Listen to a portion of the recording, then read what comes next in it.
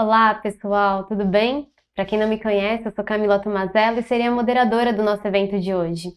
Esse evento que é realizado pela Évora com o apoio do Ferreira e Ferreira Advocacia e da Consucamp. O nosso evento, Novas Regras de Preço de Transferência, tem como objetivo iniciar essa discussão de um tema tão novo que com certeza vai fomentar novas discussões e assuntos para os próximos dias.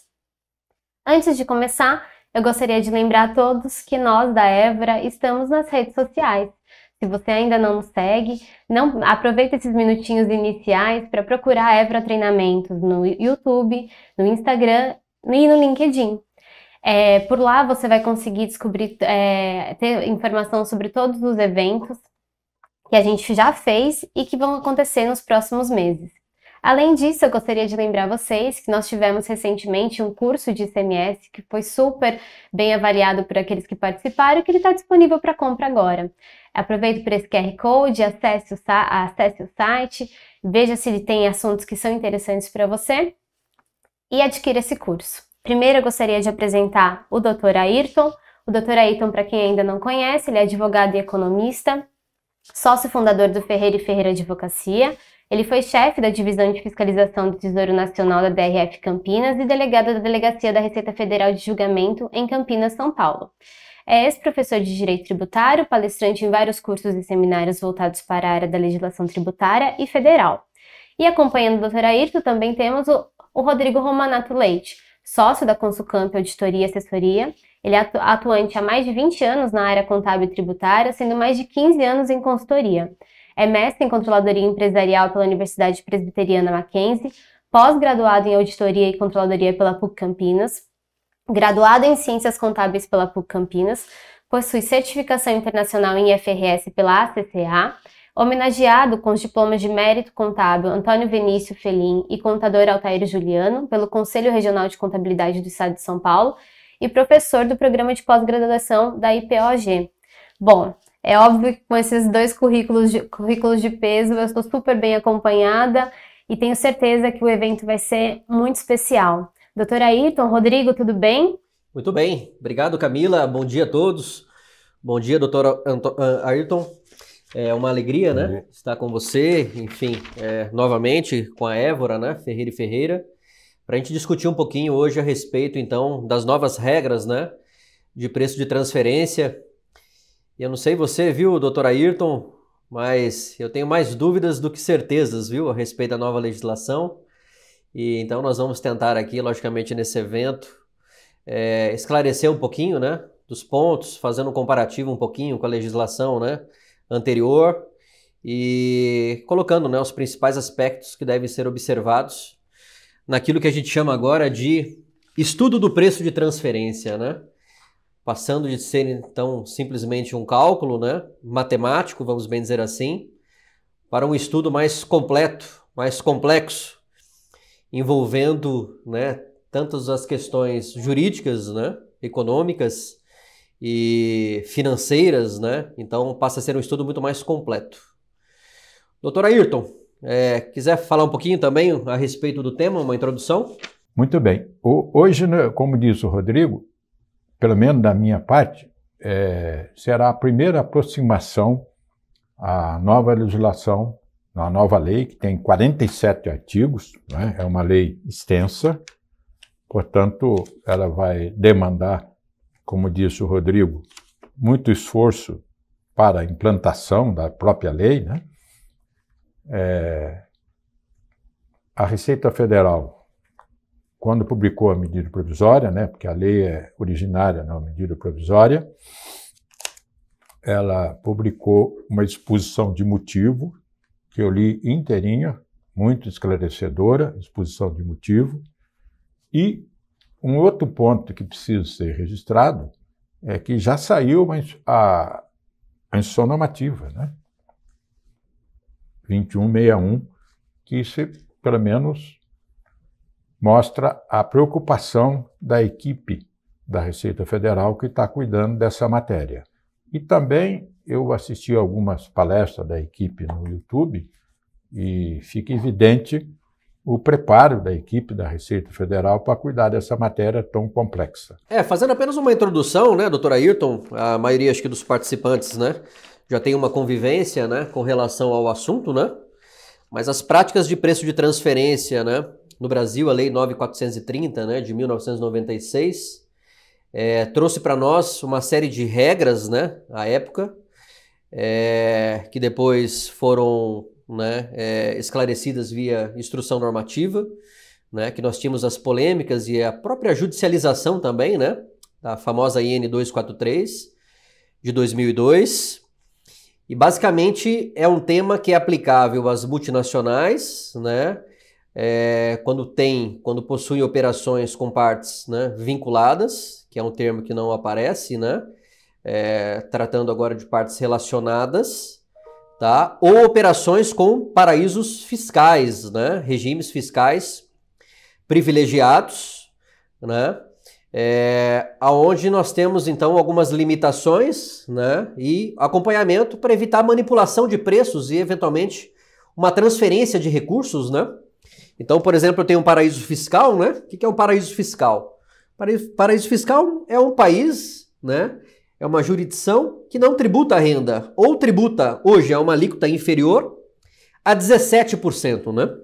Inclusive a própria instrução normativa, né, a IN 1312, traz a alíquota de 20%, mas na verdade nós temos uma portaria, né, do Ministério da Fazenda de 2014, a 488 de 2014, que traz este conceito, então, né, do paraíso fiscal. Então, são esses países que não tributam a renda ou tributam uma alíquota inferior a 17%.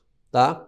Nós temos atualmente uma instrução normativa, que é a 1037 também, né, acho que ela é de 2013, né, 2013, e que ela evidencia, né, uma lista não exaustiva, né, dos paraísos fiscais, né? Então, por uma série de questões, né, essas empresas podem fazer uma manipulação dos preços, né? E essa manipulação artificial dos preços, nós podemos ter um impacto, né, dentro do imposto de renda e da nossa contribuição social, né?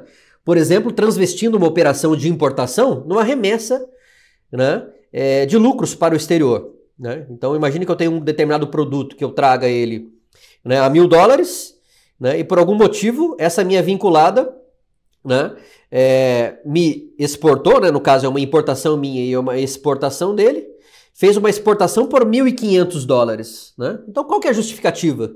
Por que o preço normal, o preço corrente dessa mercadoria, né, é $1.000 e a matriz, né, a minha vinculada, né, ela então transacionou ao valor de $1.500, né? Qual que é a justificativa, né?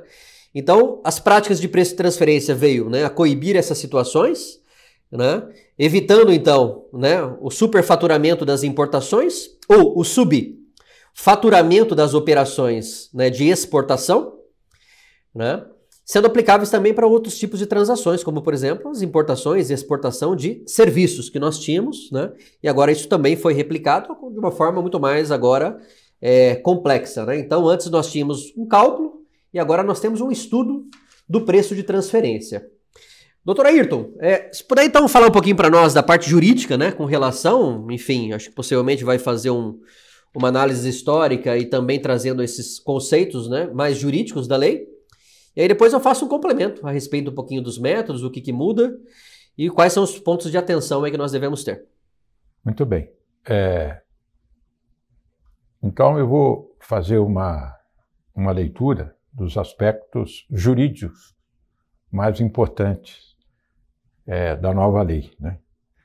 Como disse o Rodrigo, é uma lei completamente diferente da anterior, né? E começa com o título, né? Preço de transferência. O Rodrigo é especialista nisso, ele estava me dizendo que a Consulcamp tem mais de 40 casos que eles cuidam lá, por isso que convidamos a Consulcamp, que é nossa parceira, para unir a parte jurídica aqui, que eu não sou especialista em preço de transferência. Aliás, eu demorei muito na vida para não ser especialista de mais nada, né? Para poder trabalhar em vários vários campos assim, do direito, né, do direito tributário. Então, para unir a parte da análise mais jurídica com a parte prática. E por que que isso é importante? Porque nós vamos falar no finalzinho da minha exposição aqui, eu acredito que as empresas terão que rever os contratos, etc. Tal. Começa com o título, né? Preço de transferência. Parece até uma contradição, né? Porque preço teria que ser do mercado. E quando põe transferência, já aponta que é um preço praticado internamente no grupo. Então, esse é o objetivo dessa lei, regular essas operações. Pode, por favor, seguir. Eu trouxe aqui, como introdução, o destaque do livro do mestre Caio, só que agora eu não sei pronunciar o nome dele, eu acho que é Schunker. Ele tem um livro importante sobre preço de transferência, publicado pela editora Del Rey. Então, ele diz nesse livro que a globalização deu origem ao grupo de empresas multinacionais. E é uma verdade, o preço de transferência envolve essas empresas multinacionais, como o Rodrigo já registrou com propriedade, né, que tem. E esses grupos visam reduzir custos, a via para enfrentar a concorrência e aumentar a lucratividade. Não tem nenhum problema fazer isso, isso é o objetivo das empresas mesmo. A questão é quando usa artifícios, que é isto que a lei do preço de transferência tem como foco. Observa o mestre Caio que as empresas acabam agindo em conjunto, porque é uma operação interna grupo, né, visando a sinergia e os ganhos de escala. E isso torna difícil o fisco checar a alocação da renda desses contribuintes. Porque, na verdade, isso ainda fica mais difícil, como diz o mestre Caio, quando tem um grupo de empresas, né? Não só uma, sujeita à carga de tributação da renda de diferentes países. Então, o preço de transferência tem como foco o aumento da lucratividade quando ele mexe na base de cálculo do imposto de renda e da contribuição social de forma artificial para a alocação da renda na jurisdição com menor carga tributária.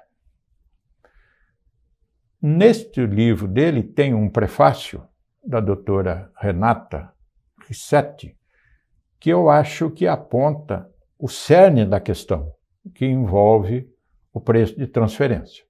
Então ela diz, a inserção dos métodos de preço de transferência, com uma regra capaz de reduzir a insegurança na sua formação, encontra no mecanismo do chamado preço arm's length, o tão almejado preço justo, que em síntese corresponde às medidas adotadas pelos países que comparam. Então veja que neste autor, a visão dessa mestre, comparam preços praticados independentes. É o que tem de novidade nesta lei. Ao invés das fórmulas da Lei 9.430, quase matemática, agora vai ter uma comparação, né, de preços praticados independentes, que nós vamos detalhar na lei como é que está isto regulado, né, que sirvam de parâmetro na formação dos preços das companhias relacionadas. Veja que ela usou o termo relacionada, que é o termo que usa a lei agora, não usa mais vinculada, usa relacionada, que é mais ampla do que vinculada, né? E o artigo 2º da lei, 14.596, recepcionou o princípio em questão com justificativas semelhantes. Isso está na exposição de motivo da medida provisória no item 3. Está dizendo que tinha uma espécie de desalinho com as regras fixadas pela OCDE, que prejudicava o ambiente de negócio e a inserção dos países nas cadeias globais de valor. Bom, seguindo aqui, Aí, a exposição de motivo, que é interessante de ser lida, não é? É vasta, é longa a exposição de motivo, tem mais de 110 itens, e tratando em detalhes cada artigo da lei, né, da medida provisória, que agora está na lei. E tem um capítulo na exposição de motivo que apresenta críticas ao regime da Lei 9.430. Então, ela diz no item 2 que essa medida provisória, que hoje está convertida na lei, altera a legislação do imposto de renda da pessoa jurídica e da contribuição social sobre o lucro. Mais à frente, nós vamos ver que, de fato, aqui o preço de transferência vai mexer com o imposto de renda e a contribuição social. Só que tem operações, e o Rodrigo vai detalhar isso, que tem tributação de outra ordem, importação, exportação, fonte, etc. Aí vai surgir uma dúvida, como é que, se a mudança da lei nova de preço de transferência, vai ou não interferir nas bases de cálculo dos outros tributos. Aí diz ela que mudou para introduzir um novo marco da matéria de preço de transferência no Brasil. Nesse sentido, diz o 2, altera a legislação para dispor de determinação de base de cálculo das pessoas jurídicas que realizam transações com partes relacionadas no exterior. Partes relacionadas, não é mais partes vinculadas, revogando, por consequência, o regime da Lei 9.430. E o item 3 diz que o sistema atual, que é da 9.430, olha o que está na exposição de motivo, né? É reconhecidamente distante da prática internacional. E tem algumas explicações para isso, né? A lei foi editada em 96, então é uma lei com quase 27 anos, né, de existência.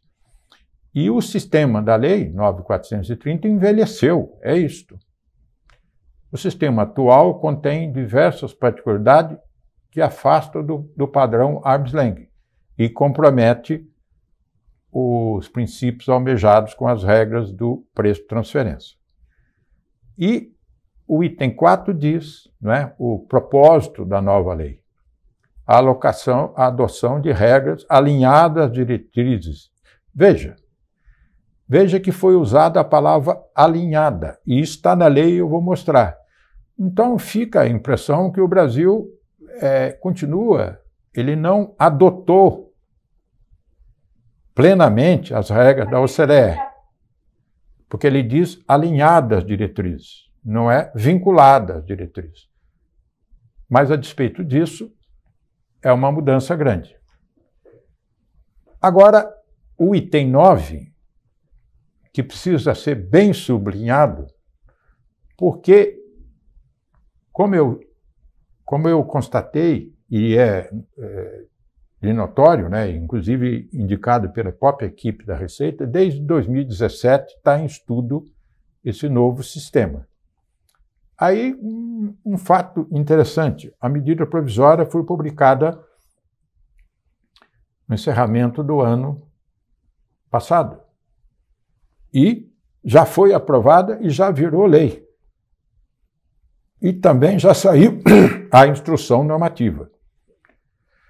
Aí, na exposição de motivo, tem esse fato que eu acho que é o fato determinante porque que tornou urgente a mudança. Aí está registrado no item 9. Recentemente, os Estados Unidos alteraram as suas regras que dispõem sobre o creditamento do imposto pago no exterior, modificando a posição adotada de longa data sobre a matéria. E o que mudou lá nos Estados Unidos? Aí o item 10 esclarece. A nova regulamentação trazida afeta diretamente o investimento efetuado no Brasil. De acordo com a nova norma, um dos requisitos para que o imposto de renda pago no exterior, no caso do Brasil, seja passivo de creditamento nos Estados Unidos, a legislação interna, no caso do Brasil, teria que estar calcada no princípio arm's length. Então, esse me parece um fato que antecipou e por que que justifica que tem tudo isso, publicado a medida provisória, convertido à lei, uma exposição de motivo detalhada e baixou a instrução normativa. Quer dizer, tem muita empresa brasileira aqui de vinculação com empresa americana. Então, essa questão dos Estados Unidos me parece que foi o gatilho, né, que tornou mais urgente a necessidade das mudanças. Aí ele esclarece, né, outros pontos, no particular, além da importação, o novo regime alcança intangíveis, serviço intragrupo, compartilhamento de custos, reestruturação de negócios, operações financeiras, que eu estava lendo isso, deve ser um dos itens mais complicados que tem na lei, garantias intergrupo, acordo de gestão centralizada de tesouraria, contrato de seguro, entre outros. Significa dizer que o âmbito material de preço de transferência é muito mais elástico do que o anterior. Não é só importação e exportação. É tudo esses contratos aqui. É por isso que o Rodrigo, acho que com propriedade, observou que esta nova lei, além das questões jurídicas, ela tem questões financeiras importantes e avaliação econômica das operações. Aí diz o item 16.4, as regras vigentes não são aplicáveis de maneira apropriada a tipo de transação mais sofisticadas e complexas. Porque a lei era de 96, né? Aí tem explicação para isso. Com aquela envolvendo intangíveis e reestruturação de negócio. Um ponto positivo que eu vi nessa lei, que é a questão dos royalties, por exemplo, me parece que está resolvida, porque era quase impossível deduzir royalties no sistema anterior. E agora, aparentemente, está resolvido. Aí diz, e fala em capturar os principais fatores de lucratividade dos modelos de negócios modernos. Isso demonstra que as regras não são capazes de lidar com o mundo empresarial atual, eminentemente baseado em tecnologia e negócios altamente integrados. Então, essas são as observações e a constatação da própria Receita, né, que ela apontou na exposição de motivo sobre a desatualização, né, vamos chamar assim, dos métodos da Lei 9.430. Muito bem. Agora, nós vamos cuidar, que é a minha parte, né, dos principais elementos normativos da Lei 14.596.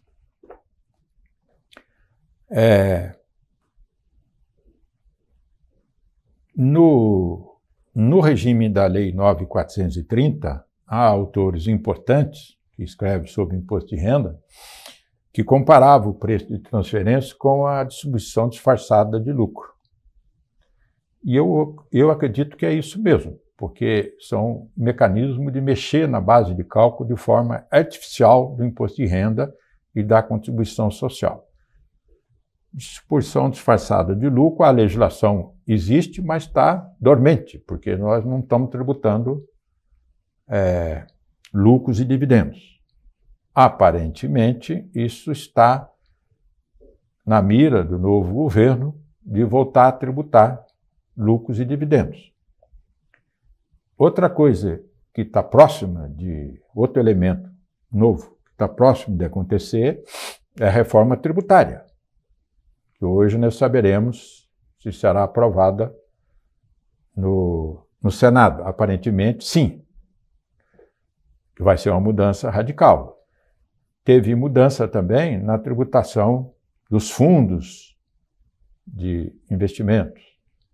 Teve mudança, tem uma medida provisória que cuida dos incentivos, que o Pacheco gosta tanto, que está para mudar. E o governo está acenando que depois disso tudo, ele deixou para o ano que vem para fazer as mudanças no imposto sobre a renda.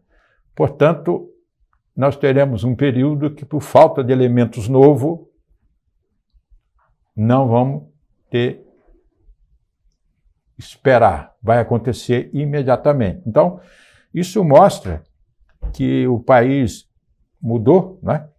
E a base da legislação também envelheceu, não só no preço de transferência. Teremos outras mudanças. Eu gosto muito disso, porque toda vez que tem essas mudanças, tem no que eu trabalhar, né? Muito bem. Aí a instrução normativa,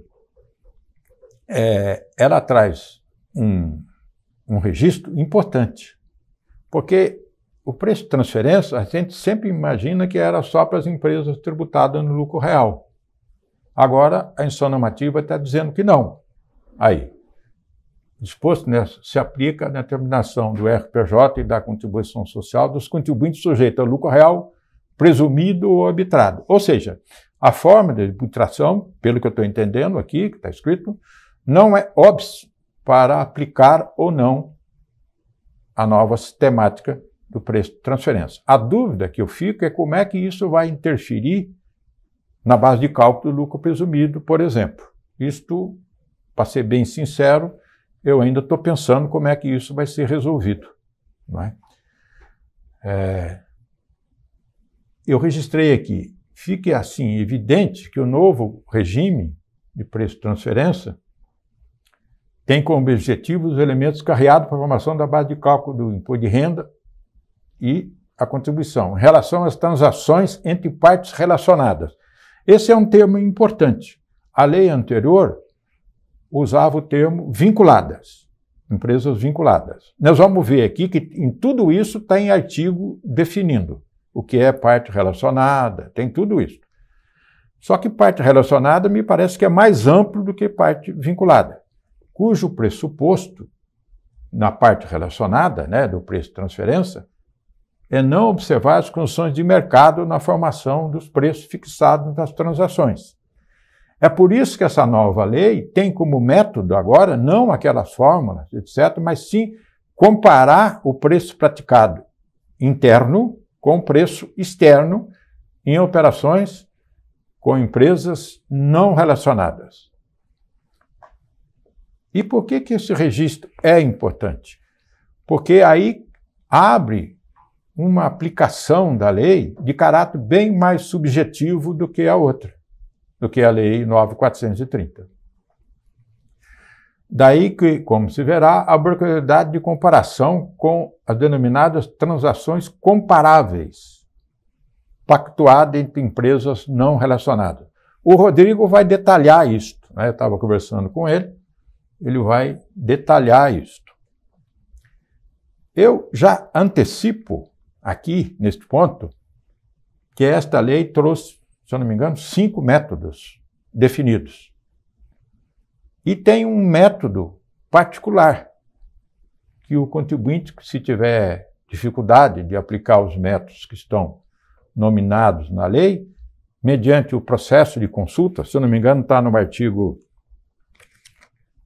38 da lei, acho que é 38 da lei, 9.400, da lei 14, né, que nós estamos examinando, que ele pode, mediante o que chamou de processo de consulta, postular, 38 mesmo, postular um método próprio para ele, para o próprio contribuinte. Talvez, no ponto de... E vale por 4 anos, me parece, isso aqui. Quanto aos demais tributos, que essa é uma dúvida muito importante, o que vai acontecer com os demais tributos? Porque mexe na base de cálculo do RPJ e da contribuição social.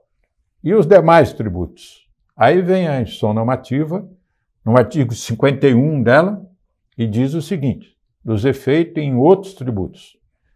A realização de ajustes espontâneos ou compensatórios. Então, ela está dizendo o seguinte: quais os ajustes que tem? Nós vamos ver daqui a pouco que tem 3 tipos de ajuste. O chamado ajuste espontâneo, depois nós vamos ver como é que ele é definido na lei, ou compensatórios, também nós vamos ver, e tem o ajuste que o próprio fisco vai fazer. Não aplicará automaticamente, essa palavrinha automaticamente aí que tem criado dúvida, porque automaticamente seria diferente se tivesse escrito que não implicará e tirar a palavra automaticamente. A realização de ajuste da base de cálculo,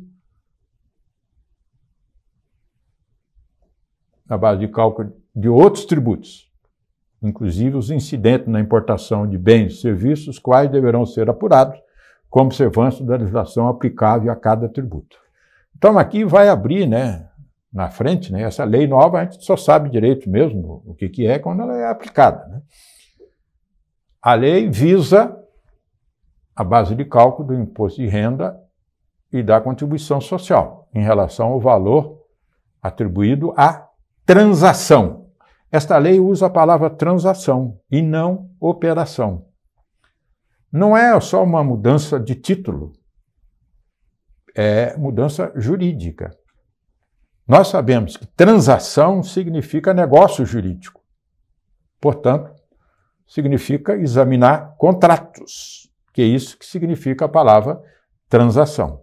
Agora, quando diz que não vai envolver outro tributo, ok, já foi importante esclarecer. Agora, a questão a ser examinada é, eu tenho uma base de cálculo para efeito de apurar imposto de renda e contribuição social, será que eu poderia ter uma outra base de cálculo, outro valor da operação, outro valor da transação para imposto de importação e exportação? Essa é uma pergunta que fica. Segundo a instituição normativa, diz que a aplicação desse método não terá influência nos outros tributos. Mas fica essa indagação. Eu posso ter, para aplicar a mesma transação, né, com base de cálculos diferentes? Me parece que não.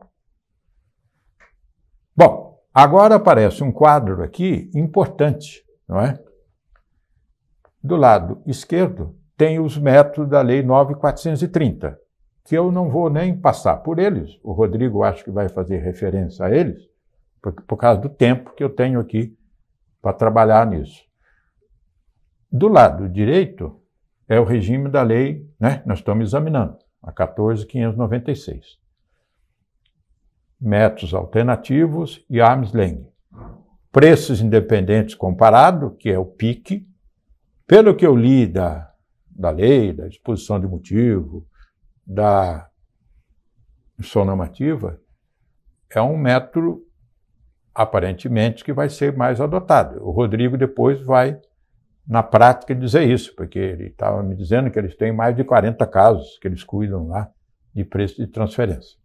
Preço de revendas menos lucro, custo mais lucro, e tem dois métodos novos, que é este aqui, margem líquida da transação e divisão de lucros. Aí, sem separação para os métodos de importação e exportação, que a lei anterior tinha método para importação e para exportação. Agora, é para todas as operações. Sem margens fixas, não tem margens fixas. Esta lei trabalha com o método de comparar a operação interna com a operação externa, grupo. Possibilidade de outros métodos mais apropriados. Eu já disse isso, é o artigo 38 da lei que permite a empresa, se for o caso, mediante um processo de consulta com toda a documentação apresentada, ter um método para ela, de acordo com as suas condições. Esta é uma variável que me parece que, pelo menos no ponto de partida, poderá ser muito utilizada pelos contribuintes. Esta lei também, ela, na sua interpretação, nos seus dispositivos, além da questão jurídica, ela tem uma análise funcional. Essa questão em direito funcional é do direito moderno, né? Quando a gente estuda, por exemplo, a legislação de sucessão patrimonial no âmbito familiar, a gente vê que a interpretação dos dispositivos do Código Civil, hoje, modernamente, o Código Civil é uma legislação muito antiga, quase que de 1916, a despeito, como é que atualiza o direito? é através da análise funcional. Ou seja, tem leis que têm uma função, que é o caso aqui. Esta lei tem uma função, tem uma diretriz, que é fazer o controle da base de cálculo para não haver distorção na apuração dentro do grupo do imposto de renda e da contribuição social. E a lei usa o termo, que é muito importante, que nós vamos ver, delinear a operação. É entrar no detalhe da operação. Detalhe jurídico, financeiro, econômico, e fazer uma comparação para poder aferir qual é o valor que vai ser praticado para fins de tributação, comparando com uma transação controlada. Então, esta lei trabalha a operação interna, será aferida, comparando com uma operação externa grupo. Portanto, pelo menos no ponto de partida do novo regime, obrigatoriamente, me parece, as empresas terão que rever os seus contratos, rever as operações e ter consciência que agora é comparando uma operação externa da companhia. Não é? Leis desse tipo são leis difíceis de serem aplicadas e que normalmente coloca em análise a segurança jurídica. É por isso que tem aquele método alternativo. Numa dúvida, etc., corre para aquele método alternativo. Né?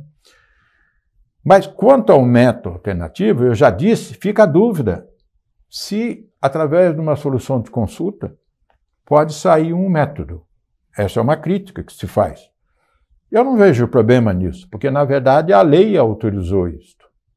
Portanto, não é uma iniciativa autônoma, nem da empresa e nem da atividade fiscal. A lei autorizou que se possa, de acordo com as condições particulares da empresa, ter um método particular. Aqui está indicado os ajustes, que o Rodrigo vai explorar bastante isso, que a lei trouxe. Ajuste espontâneo, eu acho que é na hora da operação, ajuste compensatório, possivelmente na hora de fechar o balanço, que o Rodrigo vai explicar isso, eu acho que é isto, e o ajuste primário, que é o que o fisco faz. Seguindo. Bom, aqui tem uma tela que eu já falei bastante disso, então eu vou passar rápido aqui. Esta lei é centrada em princípios. Nós criticamos tanto, né, as decisões do STF, não é? Tem muita crítica atualmente, e normalmente é porque a Constituição é baseada em princípios. E princípio sempre é muito mais difícil de ser aplicado à lei. Agora, no Brasil, né, eu pus aqui o segundo destaque aqui, que é o lançamento por homologação. Eu que trabalho há muito tempo nessa área, né, de tributação, esse lançamento por homologação é um lançamento que todos nós sabemos, mas sempre é oportuno registrar. Homologar significa conferir algo que alguém fez. E quem é que a lei exige que faça? O contribuinte. Portanto, cabe ao contribuinte, de saída, interpretar a lei, encontrar a norma que é o comando da lei, resulta da interpretação, é assim que funciona o direito, aplicar e depois o fisco, no prazo de 5 anos, pode ir lá e conferir. Então, o lançamento de homologação, ele é muito bom para o fisco, para o contribuinte, é um problema o lançamento por homologação. Porque, como está escrito aqui, o contribuinte fica encarregado de interpretar e aplicar a nova lei e aguardar a futura conferência. Isso aqui não é uma particularidade do preço de transferência, isso faz parte do nosso regime, mas ele vai aplicar também a esta lei com essa dificuldade e tudo. Então, é o que eu registrei aqui. Esse tipo de lançamento, ele vulnera o princípio da segurança jurídica. E nesta lei, como ela é calcada em princípios, em comparação com outras operações, etc., ela abre um campo muito grande de aplicação subjetiva, o que pode criar uma insegurança jurídica, né? E como é que vai atenuar isto? Pelo menos de saída, né? Me parece que os contribuintes vão ter que rever as operações, rever os contratos. A análise não pode ser só financeira e econômica, tem que ser junto com a aplicação, com a análise jurídica e tal. E considerando todos esses aspectos, é por isso que a Receita Federal publicou uma exposição de motivo vasta, examinando artigo por artigo, e também publicou de imediato a instrução normativa. E também a lei criou aquele método alternativo. Tudo isso no sentido de facilitar a aplicação para o contribuinte da nova lei. Agora, quando a gente lê o artigo 2º da lei, não é? Que está aqui, né? Eu vou usar o que está aqui. Veja que o artigo 2º, ele tem como anotação do princípio arm's length. E diz: para fim de determinação da base de cálculo dos tributos de que trata o parágrafo único, que é o imposto de renda e a contribuição, os termos e condições de uma transação controlada, portanto, vai ter uma transação controlada, serão estabelecidos de acordo com aquele que seria estabelecido entre partes não relacionadas. Não foi adotada a expressão parte vinculada. Em transações comparáveis, termos de mercado. Então, a análise desse artigo 2º já aponta quase tudo que está na lei. E depois vem o detalhamento. Transação controlada, ela vai dizer no artigo 3º qual que é. Partes relacionadas, o artigo 4º vai dizer quais são. Cotejo com as transações comparáveis, está no artigo 5º. E sob o pressuposto de uma adoção de valor de uma operação de mercado. E pode resultar nos ajustes classificados, que eu já disse deles, né, os ajustes: espontâneo, compensatório e primário. No final, neste artigo, estão indicados quase todos os elementos normativos da nova lei. Aí vem o detalhamento, né? O artigo 3º da lei, ele diz das transações controladas. Então diz, eu vou até ler o artigo aqui porque é importante. Para o disposto nessa lei, transação controlada compreende qualquer relação comercial ou financeira. Daí a importância dos contratos, das operações, etc., né? Entre duas ou mais partes relacionadas, interna a grupos, ou realizada de forma direta ou indireta, incluído nos contratos, e aqui apareceu, eu falava, arranjos sobre qualquer forma e séria de transações, roteiros, etc., tal. Aí, o artigo 4º traz o que são partes relacionadas.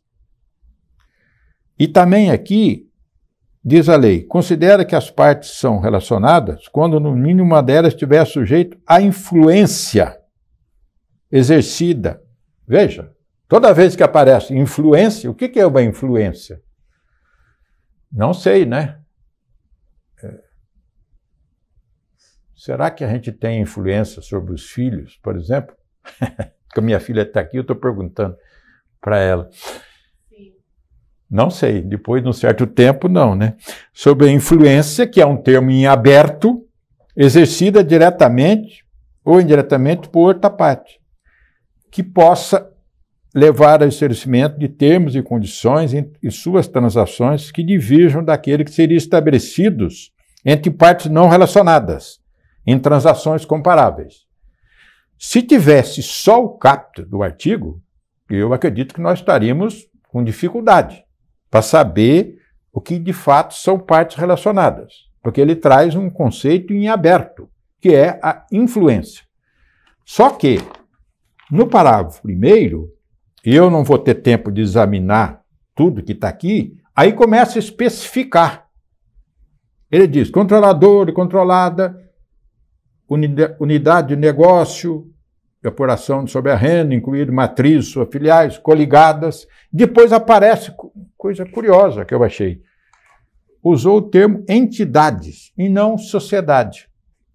Aí lista várias hipóteses de entidade. Vou pegar uma de exemplo aqui. No item 6º, entidade que tiver direto ou diretamente sob controle comum ou do mesmo sócio, acionista ou titular que detiver 20% ou mais do capital social de cada uma. O que se aconselha aqui? É olhar as operações e bater com esse artigo aqui, para ver se vai estar alcançado ou não. Não é? E aí, seguindo. Voltou aqui? Eu estava no artigo 3º, parte transacionada. Isso. Bom, esse aqui eu acho que já ficou explicado. Agora vamos seguindo. Métodos do preço de transferência. Aí esses métodos aqui que o Rodrigo vai explorar bastante, né? Com o destaque que tem métodos novos, né? Divisão de lucro, margem líquida, além, conforme o contribuinte poderá, e como eu já expliquei, ele poderá solicitar um método particular para ele mediante um processo de consulta. Tem que pagar pela consulta, é a primeira vez que eu vejo pagar, né? Acho que é R$80 mil, se eu não me engano. Seguindo. O Rodrigo vai explorar isso, né? O PIC aqui, que está numa exposição de motivo, em certas situações ele apresenta o método mais confiável. Preço de transferência, esse aqui eu não vou ter nem tempo de examinar, porque é muita coisa, mas criar um método, pelo que eu estou entendendo, particular para as commodities. E isso está explicado na exposição de motivo, que commodities, exportação de café, de minério, essas coisas, é muito importante para o Brasil. Então, o artigo 12 a 14 tem um método próprio para isso. Hoje não vamos explorar os métodos, não dá tempo. Hoje nós estamos olhando os elementos centrais da lei. Podemos voltar. Outro ponto muito importante. Na Lei 9.430, se buscava o método mais vantajoso. Mais vantajoso é reduzir os tributos incidentes. Esta lei, não, ela diz que tem que pegar o método apropriado. Então, como é que vai saber qual é que é o método apropriado? É aquele que guarde correlação com a operação praticada pela empresa. E vamos ver sobre comentários sobre as diretrizes, que isso é uma coisa que eu achei interessante que está na instituição normativa. Ressalva sobre as diretrizes da OCDE, porque tinha uma discussão grande se o Brasil se ia se filiar diretamente sobre as diretrizes. Como nós vimos, não foi bem assim, não é? Ele tomou como ponto de partida, mas ele não se vinculou às diretrizes da OCDE. Mesmo porque o Brasil ainda não pertence à OCDE, não integra a OCDE, né? Está tentando se integrar, né?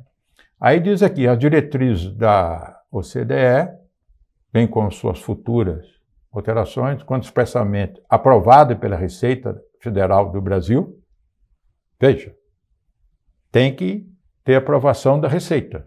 São fontes subsidiárias para a interpretação dos preços de transferência. Então, a Receita Federal seguindo claramente que eu que imagino que o Brasil pense disso, não tem vinculação com a OCDE. Mas a exigência de atualizar o método, nós vimos lá, né, a explicação dos Estados Unidos, que teria que aplicar a OCDE. Mas não tem vinculação, são fontes subsidiárias. Agora, especificação dos elementos centrais da instituição normativa da nova lei. Essa lei contém 47 artigos. Então, é uma lei extensa, com pontos complicados de interpretação. Só para saber, como eu disse, aquela operação de dívida, por exemplo, dá para ficar uns 2 dias discutindo aquilo, né? Dentre os tópicos para a sua devida aplicação, são destacados os seguintes. Princípio arm's length, diretriz normativa, que é o artigo 2º. É uma diretriz, não é vinculação. Transações controladas entre partes relacionadas, que é o elemento material da lei. Esse é o foco da lei. E parte relacionada é o elemento subjetivo, é parte interna do grupo econômico. E transações comparáveis é a regra de fechamento da lei. Ou seja, tem uma operação interna, o crivo sobre ela exigirá olhar para uma operação externa, com partes não relacionadas. Imagina uma empresa situada na Itália que tem uma empresa relacionada no Brasil. Ela manda, sei lá, matéria-prima para a empresa dela, por um valor. E depois ela exporta uma empresa do próprio Brasil que não tem relação direta com ela, só é cliente. Se os valores estiverem iguais, está tudo certo. Agora, se tiver diferente, qual que vai valer? A do mercado, que é a transação comparável. Essa é a regra de fechamento do sistema. Esse me parece ser o ponto central do controle do novo sistema. A validade do valor, né? O reconhecimento do valor fixado nas operações internas depende da comparação com operações fora do grupo, né? Com partes independentes. O artigo 6º trata do delineamento da operação. Eu acho que tem uma tela mais na frente, deixa eu ver. Joga, vai, depois a gente volta. Vai? Não? Então pode voltar que eu vou aqui na lei. Eu vou no artigo 6º, que é um artigo...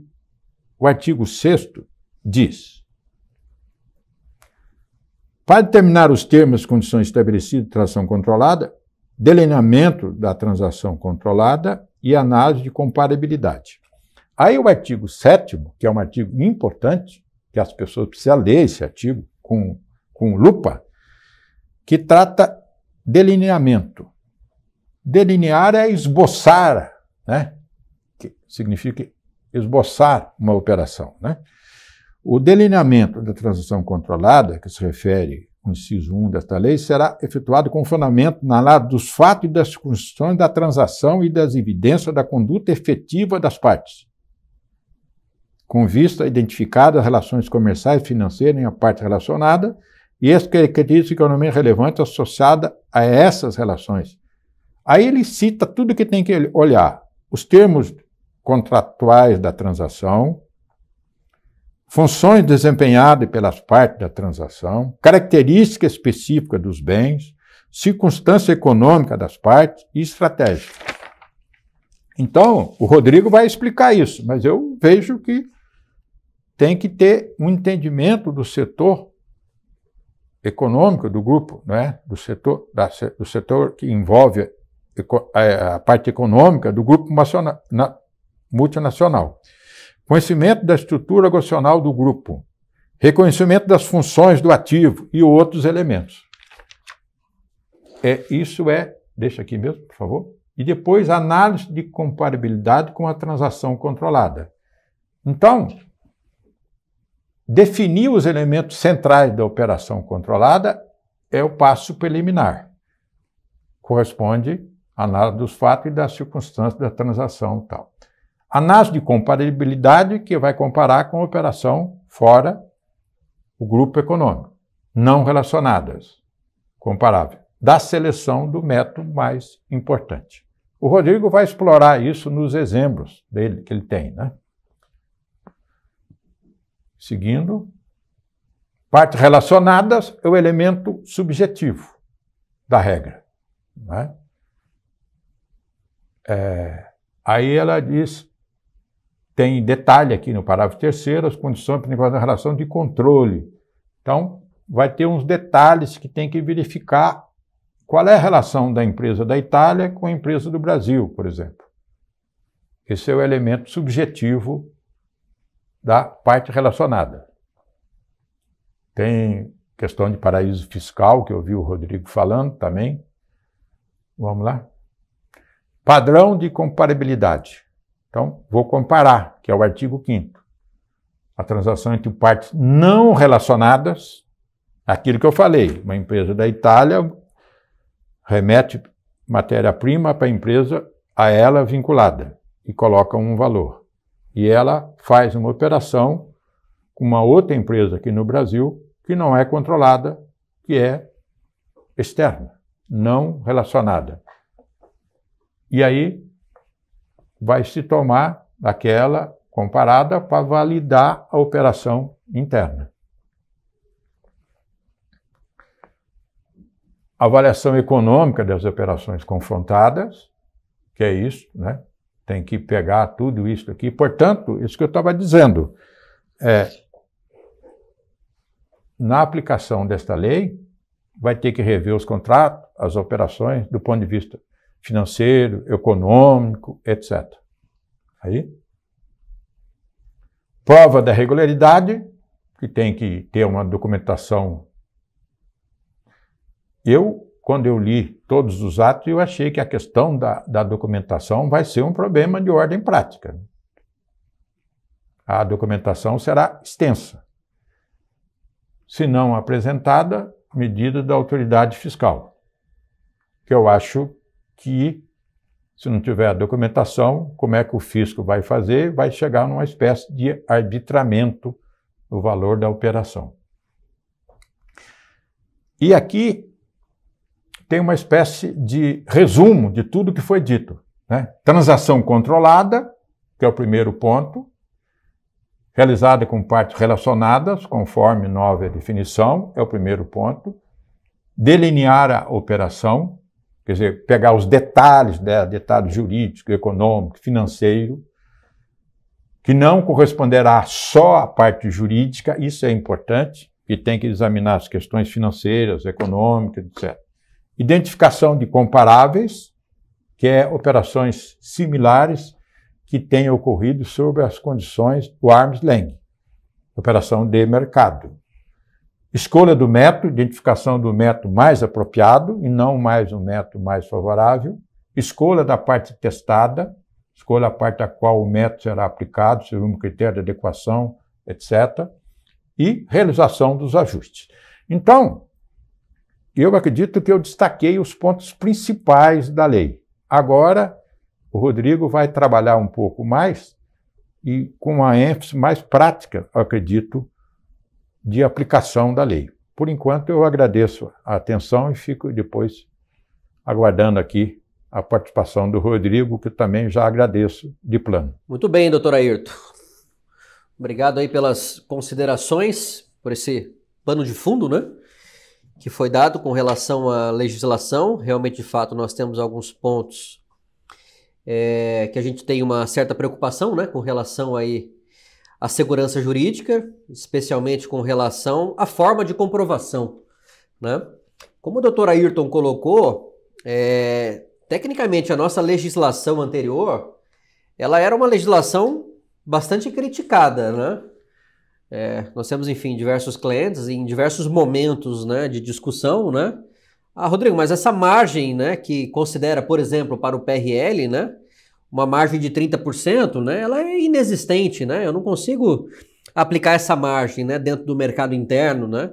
Então, quando eu faço o cálculo, ele me remete, né, a um valor de preço parâmetro, né? Ele joga lá embaixo o valor do preço parâmetro, né? Então, isso nos dá um ajuste muito grande, um ajuste muito alto, né? Então, são métodos que nós tínhamos anteriormente que eram muito criticados, né?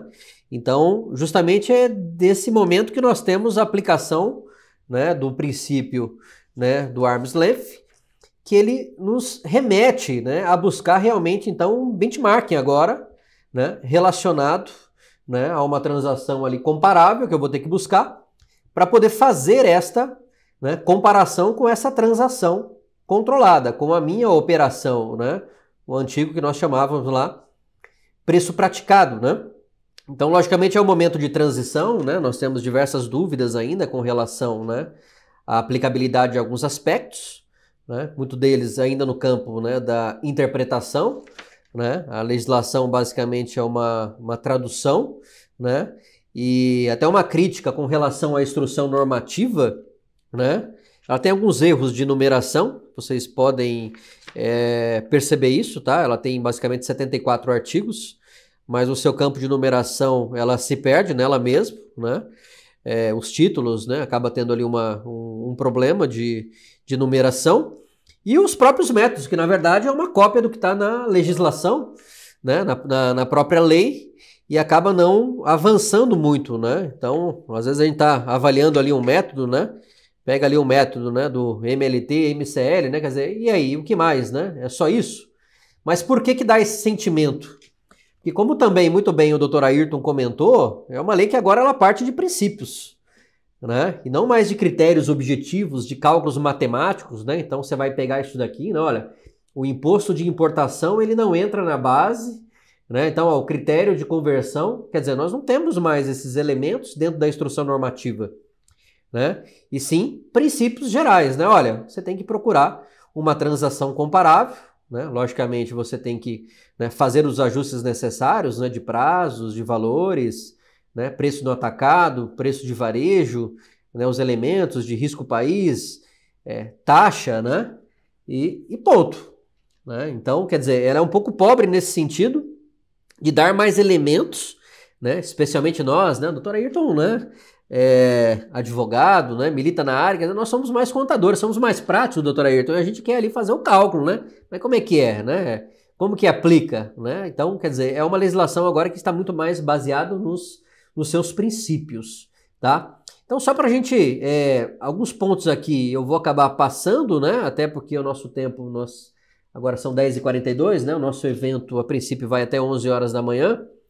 Então, eu vou retomar alguns pontos aqui, mas falar um pouquinho mais aí dos métodos para a gente fazer, então, esse fechamento nosso, tá? Então, parte relacionada, transação controlada e comparável, né? O Dr. Ayrton já colocou muito bem, né? O que significa.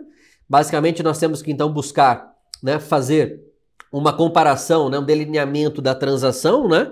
Controlada, fazer um entendimento, então, os diversos aspectos, contratos, estrutura, organograma do grupo, entender a operação, né, para depois, então, buscar esse benchmark para a gente poder fazer, então, né, a comparação. A comparação, basicamente, se dá via os nossos métodos que nós temos, né? Basicamente, nós temos agora 6 métodos, né? 5 mais 1, né? 5 métodos, né, que foram transcritos, né? Que tem ali, nós temos ali a normativa de como fazer, de como executar, e mais os outros métodos, né? Que está ali no inciso 6º, né? Então, nós temos 6 métodos. Anteriormente, nós tínhamos 9 métodos, né? 4 mais 5, importação e exportação, né? Então, agora nós temos 6 grandes métodos que nós devemos, então, encaixar, né, a nossa operação e aquele que representa melhor, né, para fins da comparabilidade, né? Ah, Rodrigo, mas então, possivelmente, quando eu tenho um dado, por exemplo, um dado que eu consigo fazer a comparação, né? Esse dado ele pode ser interno ou pode ser externo, né? Então a legislação vai trazer para nós aquela parte das fontes, né? Olha, as fontes elas podem ser internas e elas podem ser externas também, né? Do mercado doméstico, né? Local e também do mercado, né? Não doméstico, tá? Então eu percebo ali que nós tínhamos uma pergunta, né? Se eu não me engano, acho que foi a Camila que fez, estava no chat, né? Olha, Rodrigo, então a gente vai poder fazer essa comparação, né? Tecnicamente a resposta seria sim, né? Então utilizar um dado, né, do exterior para poder fazer então esta comparação. Então isso também seria válido, né? Agora simplesmente pegar a invoice, né, pegar a operação e fazer, não. Aí eu teria que fazer um estudo mais detalhado daquela operação, né? Se representa, né, ali os mecanismos, né, dentro do princípio do arm's length, né? E aí tem inclusive os ajustes, né? Os ajustes, por exemplo, por netback, que está lá no anexo 4º, né? Que ele vai falar um pouquinho como que a gente faz esses ajustes, né? Para a gente poder comparar coisas iguais, né? Então, antigamente, né? Ainda que na legislação anterior nós já tínhamos ali, né, as definições de alguns ajustes, né? Mas na prática os contribuintes acabavam não fazendo de uma forma mais, né? Um refinamento mais fino, né? Então eu tenho uma transação ali controlada de 2, 3 unidades, e aí eu faço então a comparação, né, com uma invoice lá de 5.000 unidades, né? Quer dizer, será que o preço seria o mesmo? Né? Eventualmente avaliar essa questão de preço no atacado, de preço no varejo. Então nós temos que comparar, né, coisas iguais, né? Logicamente depois a Receita Federal vai ter 5 anos, né? Logicamente é um mecanismo, né, de lançamentos por homologação, né, que nós temos, então o fisco vai ter depois 5 anos para fazer aquela crítica e eventualmente fazer um ajuste, né, ou propor ali uma diferença naquele cálculo, né, que é o famoso aí agora, né, ajuste primário que nós vamos ter, tá? Então é um pouquinho do que nós temos. Então esses novos métodos que nós temos, né, PIC, PRL, MCL, MLT e MDL, né, são os novos métodos, né, e os outros métodos que podem ser, então, também, né, construídos em conjunto com a Receita Federal, né? E na própria lei, acho que na instrução normativa não tem, mas na própria lei, né, menciona que nós temos que pagar ali uma taxa para poder então construir, né, e discutir esse método com a Receita Federal, né? E esse método, esse valor, né, dessa taxa é na ordem de R$80.000, né? E ele é válido para aquele período e depois tem uma taxa adicional se você quiser replicar, né, essa metodologia ali para outros períodos, né? Então há um incremento de R$20.000, né, nessa taxa. Então tem que pagar também para poder então fazer a construção, né, daquele método. E tecnicamente aquele método seria utilizado, né, seria utilizável por aquela empresa, né, que fez então, né, a consulta, tá? O método PIC, né? Logicamente nós tínhamos o método PIC anterior, né? Então ele continua, né? Logicamente com essa análise, com delineamento, com avaliação dessas variáveis de uma forma mais complexa, né? Mas tecnicamente então o PIC também ele fica agora nessa nova metodologia, tá? Que é o preço independente comparável, né? Ou seja, é eu fazer a comparação, né, da minha transação controlada, né, com uma operação, né, realizada entre partes não relacionadas, né? Então eu tenho que identificar esta operação, né? Rodrigo, pode ser nosso interno quanto pode ser externo, né? Anteriormente na metodologia do PIC isso estava muito claro, né? Inciso 1, 2 e 3, né? Olha, operação da sua própria operação, né, com terceiros não vinculados, ou da matriz com terceiros, ou entre partes não relacionadas, né? Nós não temos essa abertura agora, né, daqueles incisos anteriores que nós tínhamos. Mas o nosso entendimento também traz esta regra, né? Ou seja, encontrar uma transação que seja comparável, né? Então pode ser minha? Entendo que pode ser minha, né, a utilização de um dado interno, né? Mas como, Rodrigo? Ora, se você fez a importação, né, de uma parte aqui relacionada, e aí você vai se perguntar, né? Olha, você tem também essa transação com uma parte não relacionada, né?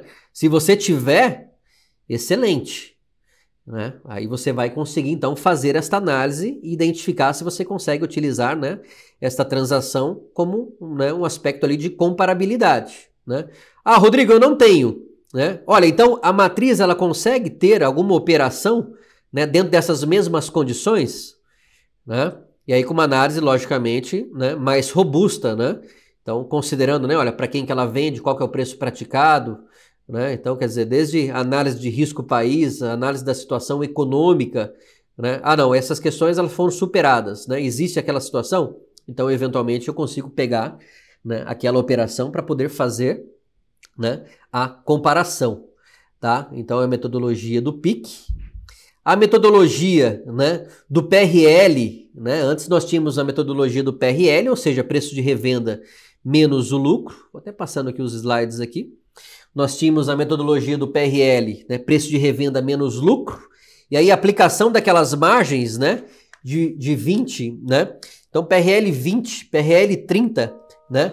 E o próprio PRL 40 que nós aplicávamos, né, para alguns segmentos específicos, né, farmacêuticos, fumo, né, enfim, segmento metalúrgico, né, químico, né, 30%, e outros 20%, então nós fazíamos essa aplicação, né, e aqui era interessante porque o PRL eu conseguia fazer a utilização utilizando, né, esse dado interno, né, então fiz a importação, tenho ali os preços, né, praticados, fazia o cálculo, né, da média, e aí então tinha as revendas e fazia o cálculo do PRL, né? Metodologia do PRL, eu não sei, né, o cenário de vocês, né, mas era o método mais utilizado pelas empresas, era a metodologia do PRL.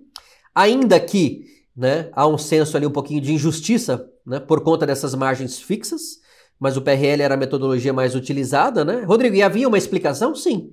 Por conta que eu utilizava apenas, né, de dados internos, tá?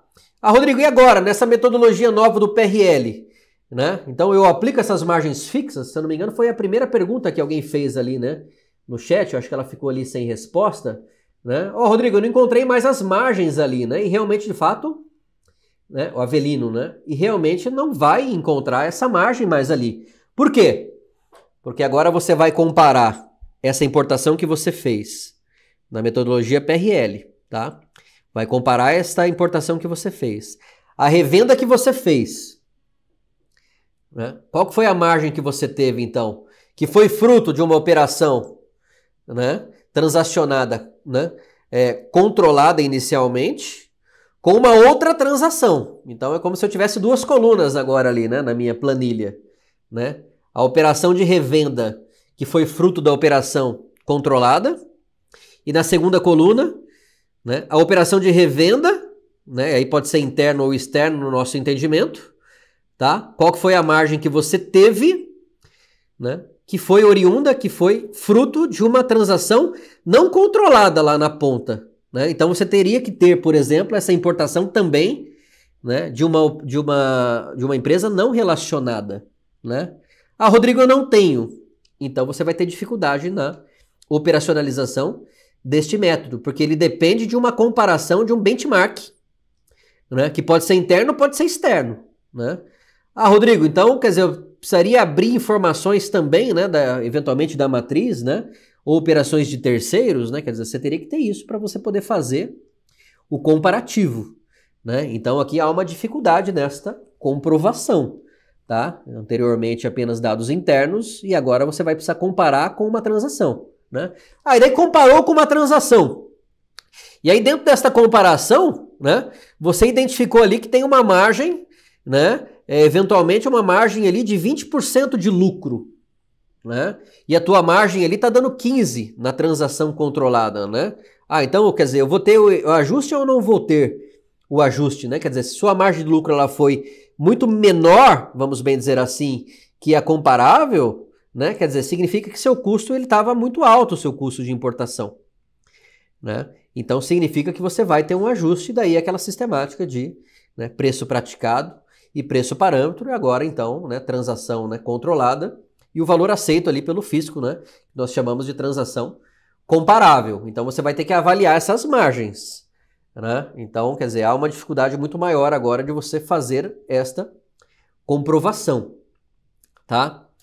Então, o PRL, quer dizer, apesar, né, de ter essa dificuldade, né, mas, né, o seu sentido, né? Rodrigo, mas qual que é a ideia do cálculo, né? Quer dizer, tem uma ideia também anterior, da metodologia anterior, né? Preço de revenda, eu tiro os tributos, né? Então, chego na receita líquida, tiro uma margem.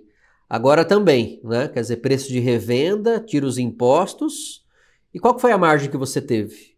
E qual que foi a margem que você teve também na operação comparável, né? Então, quer dizer, posso utilizar aquela margem ali, né, como um benchmarking aqui do princípio Arm's Length, né? Qual que foi o custo que você teve? Então, fazer esse comparativo da margem para poder se chegar, né, dentro do valor do ajuste, tá? MCL, né? Aqui também novamente, né? Rodrigo, né? Pô, MCL, né? Quer dizer, custo mais lucro, né? Margem de lucro bruto. Eu também faço um paralelo, né, ao antigo cálculo que nós tínhamos, que antes era o CPL, custo mais impostos, mais uma margem de 20%, tá? Eu consigo encontrar uma similaridade deste método, né, com o método anterior. Logicamente agora muito mais complexo, tendo que fazer toda essa análise, né, os benchmarks, né, mas era essa ideia também. Antigamente eu pegava, né, quer dizer, eu já tinha uma dificuldade dentro desse CPL, né? Por quê? O custo de produção mais lucro, você tinha que fazer a abertura do custo da empresa lá do exterior, né, do fornecedor do exterior, né? Isso não era fácil, né? Dá para contar nos dedos os casos que nós aplicávamos, né, CPL, né? Então, quer dizer, a gente pegava o custo, a abertura do custo lá no exterior, tá? Mais os impostos, eventualmente, né, existentes naquela operação de exportação lá do país do exterior, né? E sobre essa base a gente jogava 20%, tá? E o MCL, também essa sistemática, só que a gente não vai jogar 20%. A gente vai ver quanto que deu na sua operação, né, cuja transação foi controlada, né, e aí ter um comparativo com a transação comparável. Então também você vai ter que ter, né, essa abertura das informações, né, do exterior e buscar uma comparabilidade, um benchmark para você poder fazer e ter este comparativo, né? MLT, né, e MDL são métodos novos, né? MDL um pouco relacionado ali, né, penso eu, com relação a um pouquinho mais os intangíveis, né, onde você vai ter ali, né, uma metodologia de divisão de lucros, né, quer dizer, uma parte não relacionada, né, quanto que seria a contribuição relevante de cada parte, como que seria essa distribuição do lucro. Então um pouco mais complicado, né, de você ter esta aplicação, penso eu que mais para ativos intangíveis, tá? E o MLT, aí, né, nesta mesma linha, vamos bem dizer assim, né, do PRL, mais um eu estou avaliando o preço, vendo o preço da transação, né, e o MLT vendo a margem líquida, tá? Então, dificulta, né, um pouquinho mais, tá? Por quê? Porque você vai ter ali, nesse cenário, né, do MLT, você vai ter uma análise, então, do seu valor de exportação, né, lá de fora, você vai ter, né, as tributações, vai ter o custo e vai ter o lucro bruto, e por aí não, e aí vai ter as despesas também operacionais relacionadas a essas transações, né, que você vai comparar também dentro dessas duas colunas a transação controlada e também a transação comparável, tá? E aí você tem uma margem que você tem, e aí você vai ter que dividir por algum, né, por algum critério, né? Seja pelo custo, seja pela receita líquida, seja sobre os ativos, né? Ah, Rodrigo, então não é só sobre a receita líquida? Não, pode ser também, tá? Porque a legislação vai falar que você vai fazer uma análise do melhor indicador de rentabilidade que possa, né, dar um resultado, né, que se aproxime mais, né, a esse princípio do arm's length. Tá? Então pode ser margem líquida, por exemplo. Tá? Pode ser a receita líquida. Cheguei naquele lucro, vou dividir pela receita líquida, se for o caso, de você escolher esse indicador. Tá? Então, nessa situação, nós teríamos ali, né, uma margem que deu. Então, você pode ter várias comparáveis, né, nesses casos, e quando eu tenho vários comparáveis dentro dos indicadores, né, aí nós vamos, né, ter que relembrar um pouquinho os conceitos ali de matemática, né? Inclusive nós temos uma disposição dentro do anexo, tá, 5, que ele vai ensinar um pouquinho como que a gente vai fazer o cálculo da mediana e do intervalo interquartil, tá, para você poder então chegar naquela média, né, naquela mediana que você vai utilizar, né, e eventualmente então vai utilizar, né, aquele resultado, né, então deu um resultado ali de 15%, por exemplo, então você vai comparar com aquilo que você teve, né, na sua transação controlada, e dali vai sair um ajuste que você vai fazer a aplicação, tá? Então assim, quando a gente fala de PIC, de PRL, né, há uma sistemática matemática de cálculo, né, do que nós tínhamos anteriormente, mas muito mais complexo agora e sem as margens que nós tínhamos, tendo que identificar um benchmark e aí fazer este comparativo de mercado, tá? Então a gente não chama mais agora de cálculo de preço de transferência, né? E sim estudo do preço de transferência, estudo econômico do preço de transferência, para que você possa então, né, identificar uma comparabilidade, um valor comparável, né, um indicador, né, cálculos, né, matemáticos, para se poder chegar então naquele valor do ajuste, né, que pode ser espontâneo agora, compensatório ou primário, tá? Então esse espontâneo é aquele que a gente vai realizar, né? Tanto o espontâneo como o compensatório, nós vamos realizar o ajuste em 31/12, tá? Então isso continua, né? Antigamente nós tínhamos os ajustes do transfer pricing, né? Então no último trimestre, né, se for trimestral, ou lucro real anual, né, não afetando as estimativas, né? Mas em 31/12 eu fazia o ajuste do transfer pricing, tá? E isso então continua, né? O ajuste compensatório, né, é uma metodologia que também nós podemos, né, utilizar. Tem algumas restrições, né, algumas obrigações que a legislação nos coloca, né, mas era ali as famosas notas de débito, né, notas de crédito, onde a gente vai fazer o ajuste, né, para aquela transação que foi realizada. E eu faço o ajuste aqui e a nossa relacionada faz o ajuste lá.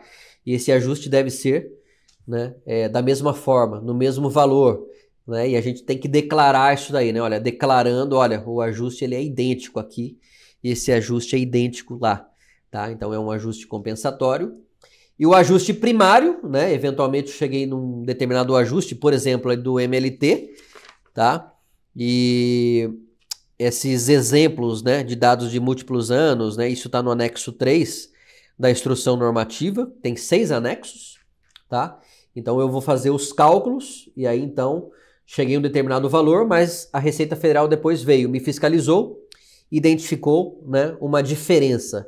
Então ela pode fazer aquele lançamento também, que nós chamamos de ajuste primário, tá? No primeiro momento, como o Dr. Ayrton colocou, nós entendemos que tem um impacto no imposto de renda e na contribuição social. Os demais tributos não devem ser impactados.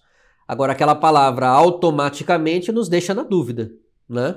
Quer dizer, por que ela existe ali, né? Essa palavra automaticamente, né? Quer dizer, não implicarão, né? Automaticamente ou não automaticamente, em hipótese nenhuma, né, vai haver esse impacto dos demais tributos. Mas colocou automaticamente, né? E se não for automaticamente, então vai ter ajuste? Né? Ou seja, a princípio não, mas num segundo momento sim, né? Ele menciona que o ajuste espontâneo e compensatório não vai ter, né, não implicará automaticamente. E o primário? O primário também não, né? Quer dizer, então, ali há algumas questões ali jurídicas, né, técnicas que nós devemos avaliar com relação a esses termos, tá? E, logicamente, esses ajustes, né, quer dizer, não vai ter uma baixa, né, da nossa base de cálculo, né, ou aumento, né, do prejuízo fiscal, né, não é esse sentido, né, logicamente, né, há um conceito aqui de se elevar, né, a base, né, e não diminuir, tá? É um pouquinho da metodologia que nós tínhamos anteriormente, tá? Aqueles mecanismos que nós tínhamos de safe harbor, né, para as exportações, né, quer dizer, nós não temos mais essa aplicabilidade, né, dentro da legislação, num primeiro momento, até onde nós lemos, tá, até onde nós estudamos, mas um safe harbor que nós colocamos aqui, que nós acabamos tratando como um safe, né, é o tal dos serviços de baixo valor agregado, né, então, eventualmente, ali uma aplicabilidade dentro do serviço de contabilidade, né, um compartilhamento ali de custos, serviços jurídicos, né? Então, se a gente considerar que aquilo tem um valor agregado, um baixo valor agregado, né? E aí há uma interpretação também, né? Ou seja, natureza de suporte, né? Que não seja parte, né, das atividades principais do grupo, né? Não requer um uso de um bem intangível, né? Único, valioso, né? Quer dizer, então você tem ali os critérios para ser considerado serviço de baixo valor agregado, né? O famoso aí SBVA. Tá? Então, nessa natureza, nesse sentido aqui, então eu teria um safe harbor ali, quer dizer, uma remuneração mínima, então, de 5%, né? Então, tanto na importação, né, o máximo que eu poderia pagar, né, 5%, ou na exportação, né, quer dizer, uma remuneração mínima, então, seria de 5%. Então, seria uma abordagem ali, né, simplificada para que a gente possa, então, né, ter, né, um pouco menos de burocracia, né, dentro desse processo. Então, 5% tanto na exportação quanto na exportação, né, nesse caso aqui para serviços, tá? Rodrigo, e margem de divergência que nós tínhamos anteriormente, né, quer dizer, num primeiro momento nós não temos também esta abordagem, tá? E como também o Dr. Ayrton, né, colocou, quer dizer, uma dificuldade muito grande, né, nessas questões de compliance, né, e de evidenciação, de demonstração, né, da base que nós utilizamos, documental, para se fazer os cálculos do preço de transferência, né? Então, nós temos ali a declaração país a país, né? Tecnicamente, nós temos, né, essa abertura, né, esse detalhamento das informações, tá? Dentro, né, ali da nossa ECF, que nós entregamos, tá? Anualmente. Então, é um ponto de atenção, um ponto importante aí de atenção, tá? Então, por meio da ECF, nós temos a obrigação de fazer esse envio. E depois aquilo que nós chamamos de arquivo, né, global, né, e do arquivo também local, né, local file e também o global file. Nós temos então uma obrigação de entrega e a instrução normativa, né, legislação, a lei, a instrução normativa detalha, né, e assim é de assustar, né, especialmente quando nós comparamos essas obrigações, né, para aqueles países que fazem parte da OCDE, o nosso mecanismo, né, ele está muito mais completo, está muito mais robusto, tá? Para algumas empresas, né, Rodrigo? Sim, né? Para algumas empresas, porque nós temos ali uma situação de uma simplificação, né, especialmente para essas empresas que faturam abaixo de 15 milhões de reais, né? Agora, né, quando a gente fala de um arquivo completo, né, é de assustar, né, o nível, né, de informações que nós vamos ter que postar, que nós vamos ter que inserir, né, dentro ali do nosso ECAC, tá? Desde estrutura de grupo, as explicações, né, análise, as comparações, todos os cálculos, né? Não é simplesmente, não, Rodrigo, então nós contratamos a Consulcamp, nós vamos pegar ali a memória de cálculo, a planilha, e nós vamos subir, né, a planilha, né, de cálculo lá para dentro. Não, quer dizer, organograma do grupo, os contratos, quer dizer, há toda uma, né, complexidade dessas informações, né, que tecnicamente deve estar ali, né, na língua inglesa, né, na língua espanhola, né? Senão vai ter que buscar também para fazer uma tradução, né, desses documentos, tá? Então, o arquivo global, né? Então, fornecer toda a estrutura, as atividades do grupo, né, multinacional, né? Quer dizer, informações, demonstrações consolidadas, né, demonstrações financeiras, né? Então, para transações controladas acima de 15 milhões, tá? E o arquivo local, então, transações, né, controladas acima de 500 milhões. Então, seria o arquivo completo, tá? E o reduzido, transações, né, entre 15 e 500 milhões de reais. Essas informações, num primeiro momento, para quem fazer a opção, né, que nós vamos discutir, tá? Tecnicamente, então, nós tínhamos que fazer, né, até o final de 2024, né, e 25, de acordo, né, com, então, esta nossa opção, né, que nós vamos discutir aqui. E aí, logicamente, fazendo as traduções aí, se não atender às regras da legislação, tá? Há mecanismos ali que nós podemos ter ainda algum tipo de simplificação, né? De dispensas, né? Novas normas que nós podemos ter eventualmente, né? Especialmente para commodities, né? Mas é bem verdade que, né, quando nós fazemos a leitura do PIC, por exemplo, na metodologia PIC, né? Nós temos ali, né, um avanço, né, das operações com commodities, elas estão ali disciplinadas dentro do método do PIC, tá? Mas, enfim, nós temos daí toda essa robustez da documentação que nós devemos, então, apresentar, tá? E essa opção antecipada, né? Nós temos discutido com diversos clientes, né? Então, logicamente, vai de caso para caso, né? Logicamente, aquele componente da dedutibilidade dos royalties, né? Pode acabar também, né? Para empresas que têm essa operação impactando, né? Nessa decisão, tá? Mas, num primeiro momento, pelas dificuldades, né, pelo andar do ano também, né, alguns clientes estão indo na linha de não fazer a opção agora para 23 e seguir com a metodologia anterior, mas já fazendo, né, tecnicamente ali uma discussão, né, com o grupo, né, dessas novas regras, dessas novas normas, porque a partir de 1º de janeiro nós temos, né, logicamente a obrigatoriedade, né, para 24 dessas tratativas. Mas, em se fazendo a opção, o anexo 6º, né, da instrução normativa vai trazer, então, tá? Um modelo de formulário, né? Essa opção ela é irretratável, então você já precisaria, desde 1º de janeiro, estar seguindo, né, essas novas normas, essas novas regras, tá? Não fazendo essa opção, a partir de 1º de janeiro de 2024, nós teríamos, então, né, a obrigatoriedade de atendimento aí dessas regras, tá? Ah, Rodrigo, então o que eu devo fazer na minha empresa? Quer dizer, avaliar um pouquinho, especialmente essas fontes, né, internas e essas fontes externas, para ver se a gente consegue fazer a comprovação dentro dessa nova metodologia que nós temos, tá? Ah, Rodrigo, a resposta é sim, nós temos essas informações, nós conseguimos esses comparáveis, nós conseguimos, né, fazer, né, ter esses benchmarks, né?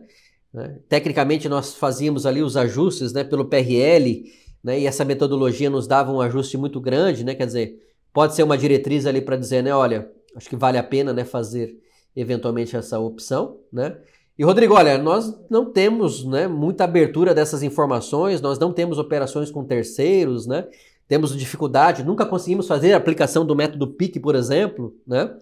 Então ali você tem uma dificuldade um pouco maior, né? Quer dizer, você vai ter que discutir isso com a sua matriz, vai ter que mostrar essa importância, porque a gente não vai ter para onde correr, né?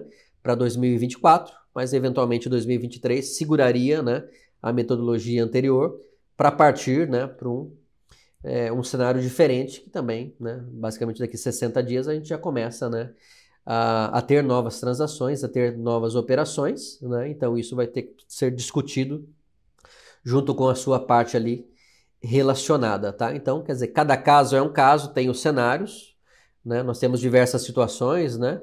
Ah, Rodrigo, nenhum método desse, né, a gente vai conseguir atender, né? Quer dizer, partiria então para aqueles outros métodos, né? Ah, Rodrigo, tem exemplo na legislação? O que seriam esses outros métodos, né? Quer dizer, nós não temos essa informação, né? Mas nós precisaríamos tentar desenvolver ou obter eventualmente algum estudo de mercado, de qual que é a margem média do segmento, e aí talvez tentar validar isso e aí buscar uma crítica da Receita Federal com relação a esse ponto, né? Quer dizer, similaridade, né? Nós discutimos hoje um pouquinho mais cedo, né, antes do nosso evento, né? Quer dizer, a Receita Federal tem uma base de dados lá dentro, né?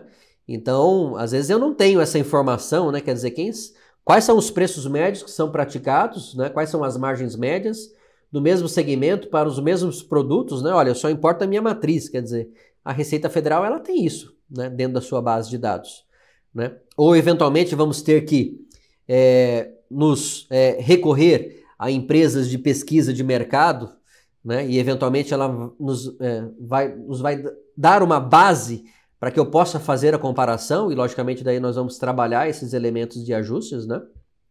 Preços, prazos, né? Metodologias, risco, precificação, né? Mas essas empresas de mercado eventualmente podem nos ajudar a fazer essa identificação e nos entregar essas bases de dados, né? Pode ser uma linha também, né, de raciocínio, tá? Mas num primeiro momento, com base que nós temos, né? Quer dizer, nenhum método ele é aplicável, nós teríamos que nos recorrer a esta metodologia, né? Ah, Rodrigo, ou não fazer o cálculo, né? Quer dizer, aí ficaria o risco realmente de uma fiscalização, né? E aí, então, esse arbitramento da Receita, que nós já tínhamos também essa discussão no passado, né? Ah, Rodrigo, não fazia, a Receita vinha e fazia um arbitramento com base no PIC e com base num dado que ela tinha lá dentro, né? Quer dizer, no mundo jurídico havia discussão, né? Quer dizer, pode ou não pode, né? Eu não tinha essa informação, né? Eventualmente de um preço que era praticado, de um outro contribuinte, né? Eu não tinha essa informação para fazer esse cálculo, né? Então havia algumas discussões jurídicas, né, a respeito disso, tá? Mas é um ponto que nós temos que ter de atenção, então, para a gente poder fazer, né, o cumprimento dessa nova legislação. Nós temos multas, né, pelo arquivo local, que vai de 0,2% a 3%, né, por mês calendário da Receita Bruta, né, com valores mínimos das multas que vão de 20 mil até 5 milhões, né, e multa de 0,2% da receita consolidada do grupo, né, e que pode chegar, né, até uma multa de 5% sobre o valor da transação correspondente. Então, assim, né, ah, Rodrigo, então se eu faço somente o cálculo, mas eu também não coloco, eu não subo no ECAC, né, essas informações, eu também tenho um risco, né, de ser feito ali um ajuste primário depois pela Receita Federal, né, mas também eu poderia pagar uma multa pelas informações ali incorretas, incompletas, né, dentro do nosso né, do nosso ECAC e também dentro da própria ECF, né? Então é um pouquinho do que muda, né, com relação aí a disponibilização, né, a burocracia que nós vamos ter com relação a essas informações, tá? Então alguns intangíveis, commodities, né, nós estamos, né, aguardando, entendendo que, né, pode vir novas instruções, né, com relação a esses cálculos, né, e com relação também, né, essas análises de comparabilidade, né, os próprios anexos da instrução normativa traz para nós, né, alguns exemplos, mas são alguns exemplos um pouquinho mais relacionados à metodologia de transações, né, indiretas, né, e série de transações. Não tem tanto exemplos de cálculos, vamos bem dizer assim, né, mas é algo que pode vir aí via soluções de consulta ou eventualmente novas disciplinas, né, da Receita Federal. Nós, logicamente, da Consulcamp, né, Ferreira e Ferreira, estamos bastante atentos, né, à legislação, fazendo um estudo, acompanhando, eventualmente, né, todas as normativas e novas diretrizes, tá, para manter, logicamente, vocês, né, todos os nossos clientes, potenciais aí clientes, também informados a respeito dessas metodologias, tá? Estamos pensando em fazer aí um novo evento para tratar um pouquinho mais sobre os métodos, né, também de cálculo, tá? Para aplicabilidade, então acho que pode seguir a gente, né, tanto a Évora, né, Ferreira e Ferreira e Consulcamp, né, em nossas redes sociais, que a gente vai estar, então, se debruçando, né, com relação a esse tema aí, dentro dos próximos períodos, semanas, aí, meses, né, é um assunto que está em bastante evidência, tá? Doutor Ayrton, mais algum ponto? Não, completou bem a análise, né, você passando pelos métodos, né, você que tem experiência de calcular isso, é aquilo que nós conversamos. Eu acho que no ponto de partida, as empresas têm que fazer análise jurídica, principalmente dos contratos, das operações, e para depois chegar, né? Porque é o que você explicou muito bem dos métodos. Tem que comparar com operação externa. Esse é o cerne desta lei, né? Mas, de fato, né, sobre os contratos, as transações, cada um deles exige um dia para explicar, né, cada transação daquela. Parabenizo pela objetividade da explicação, que eu acho que completou muito bem da parte jurídica, que eu gastei um tempo para poder apresentar. Basicamente, a norma nos dá algumas diretrizes, né? Como, por exemplo, uma preferência de utilização, né, do PIC, né, entre os outros métodos, né, mas, logicamente, cada situação é uma situação e nós temos que ter esta comparabilidade para poder fazer a aplicação, né? Mas para casos de revenda, né, a legislação, né, nos dá um indicativo que o método PRL ele acaba sendo mais, né, recomendável, vamos bem dizer assim, mas a partir do momento que há um processamento, que há uma agregação de valor, né, pode ser que ele distorça um pouco, né, esta realidade, né? E para manufatura, vamos bem dizer assim, semi-acabados, né? Partiria mais para a metodologia do MCL, né? Que seria lá o antigo CPL, né? Custo mais lucro, mas nós devemos abrir então essas informações de custo, tá? Então manufatura, semi-acabados, né? Um indicativo, né, de uma preferência aí para a metodologia do MCL. Commodities, né? Seria o caso, né, do PIC e também, né? Rodrigo, mas caso de revenda também, desde que eu tenha informações, né, para fazer a comparabilidade, né, eu posso usar o PRL, mas também o PIC. O PIC também ele seria, né, interessante para esta transação, tá? Então, para casos de revenda, PRL e o PIC penso que vai ser uma estruturação ali mais aplicável, tá? Serviços, né, indústria, né, acabados, semi-acabados, partiria mais então ali para o MCL, né, ou eventualmente para o PIC, desde que tenha então essas informações. Muito bem. Doutor Ayrton, Rodrigo, eu agradeço mais uma vez o tempo, a disponibilidade, o estudo para nos apresentar essas importantes informações iniciais sobre o preço de transferência. Reforço informando que tanto a Évora quanto a Consulcamp e a Ferreira e Ferreira Advocacia estão nas redes sociais, nos procure lá. É por lá que vocês ficarão sabendo sobre os nossos próximos eventos, como esse evento que o Rodrigo falou e esse outro que faremos no final do mês, relacionado às transferências entre estabelecimentos e a aplicação do ICMS. Por fim, eu agradeço mais uma vez a presença e a paciência de todos nesse nosso dia e espero encontrá-los numa eventual oportunidade. Obrigada, Rodrigo. Obrigada, doutor Ayrton. Obrigado a todos. Muito obrigado também da minha parte.